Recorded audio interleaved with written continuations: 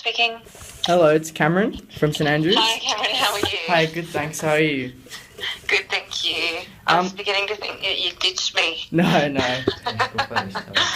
Yeah, so would it be alright if we ask you a few questions about the Northern Hairy-Nosed Wombats? Yeah, that's fine. And if I don't know the answer off the top of my head, I'll send you some info on email if that's alright. Yeah, thank you so much. Yeah, that's okay. Okay, so the first question is, are there any recovery plans undergoing to help the Northern Hairy-Nosed Wombats? There isn't anything at the moment. So the other recovery plan ran out, I think it was in 2008. And then there was one drafted. So we've got one in draft at the moment, but it hasn't actually been implemented. Okay. Yeah. Where is it? Have you checked for that on... So you can look for that on the internet through the Commonwealth site. Okay. If you just Google Northern Hairy-Nosed Wombat Recovery Plan, it'll link you to the species page for the Commonwealth site, and it will probably have a copy of the old one there if you wanted to have a look at that. Yeah, okay, thank you. That's okay. Hey Angela, it's Ethan. I'm working with Cam, and I had a question here. What are the main threats to the Northern Hairy-Nosed Wombats? Okay, so the biggest threat was probably land degradation. So because of farming and pressures from farming, that's how they ended up in such a small population up at Epping. So do you know much about them, the species, in terms of that there was only one natural population left? Yeah, we have researched that. Yeah. So up there at the site, we've fenced it off now because even though the farming was excluded, there was a wild dog attack. Oh, okay. And 10 wombats were killed. I think that was in the early 90s. So that's when they built the predator-proof fence up there. Okay. To keep the wild dogs out. So they're probably the biggest threat. All right. In terms of a natural threat. But then also there's competition of the grasses. So there's buffel grass up there that farmers have planted to feed their stock. Mm-hmm. And that's kind of out-competing the native grasses. So that's probably our biggest management issue that we are trying to address because buffel grass is very hard to manage. Yep. Okay, so next question is, what could we do to help the Northern Hairy-Nosed Wombats? So, meaning our department or you guys? Us. Yeah, us. Like anything we could do. Well, there's a charity called the Wombat Foundation, and they just raise money for Northern Hairy-Nosed Wombats. So they have if you Google them as well, Wombat Foundation, they have a Hairy Nose Day in May.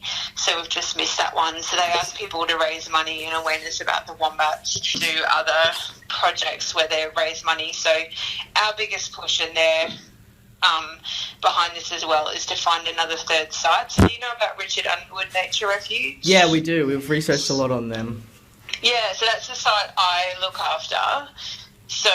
So that was really good in that we got to see that we could translocate a population and that they survived and they're stable and they're happy and whatever.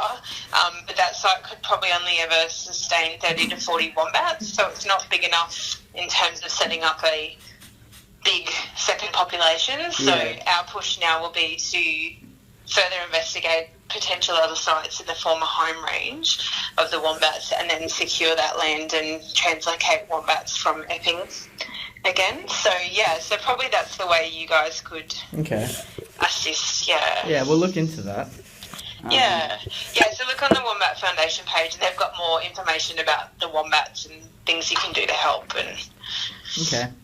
And the last question. No, second last. Second last. It's okay. Approximately how many wombats are in Epping Forest National Park?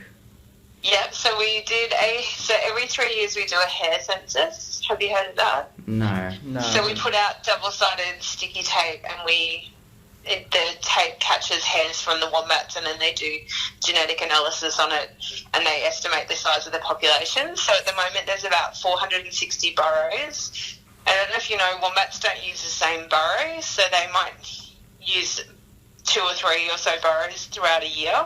They don't keep their own personal burrow all the time. So there's about 460 burrows, and I think the estimate from the current census overall between Richard Underwood Nature Refuge, where there's 10 wombats, and Epping would be, we estimate the population is about 240. Yep. Yeah. Okay. So in 85, I think it was, mid-80s, there's only 35 of them left. So, yeah, it's good. The population's growing. Yep. Yeah. Okay, so the last question is, do you have any Yep. interesting success stories worth sharing? Yeah, so I guess our biggest success story from the department, well, one is that the population is secure at Epping and is growing. And secondly, it is that Richard Underwood Nature Refuge site, that the translocation was successful, and we've learnt that we can relocate them and create a second population. So now our push is to look for a third site that's bigger, so we could have a bigger population separate to Epping. So our concern with having only the one natural site up at Epping is that if some big catastrophic event was to happen, we could lose the species. Yep. So if there was like a big wildfire or a disease, say disease broke out that we've never seen before, we don't know how to manage or whatever. So it's better to have different populations just in case something catastrophic happens at one of the sites. Yeah, so Richard Underwood Nature Refuge is definitely establish a second colony. Yep. Oh, no. Yeah. Okay. Thank you so much for letting us ask you No these worries. questions. Is Thank that you. enough? Yeah, that's great. That's awesome. Thank you. All right, cool. We'll check out those websites Yeah. Yeah, we will. for more info. And if you've got any other questions, just flick me an email. I'm happy to Yeah. Okay. give you more info or Thank give you a you. link to something else or whatever. Thank you so much. Sweet. Thank That's you. fine. Not Thanks. a problem at all. Good luck with your assignment. Thank Okay, you. thank Have a you. good day. Okay. Bye, guys. Bye. You too.